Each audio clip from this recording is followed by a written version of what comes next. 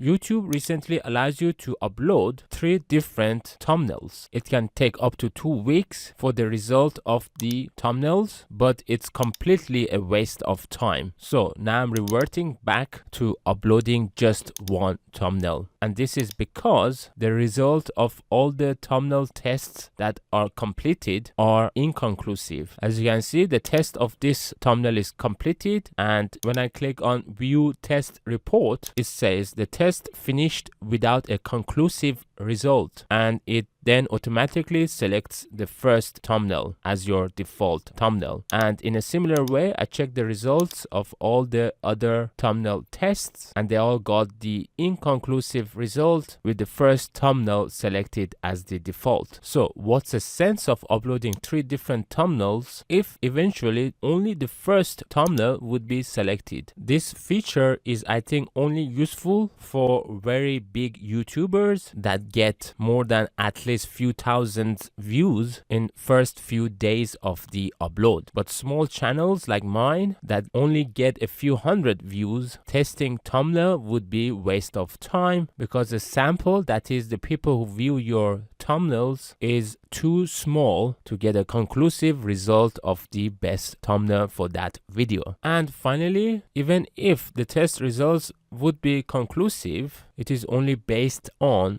watch time share, and it's not based on click-through rate. That means the result is not based on how many number of views your thumbnail would give, but instead based on the watch time percentage. That is, it's more important how many minutes of your video people watch after clicking on your thumbnail rather than how many people actually click on your thumbnail. In other words, a thumbnail with lesser views but higher share time would win. If you would like to add more points, or if you think differently, or if I have missed something, please mention it in the comments.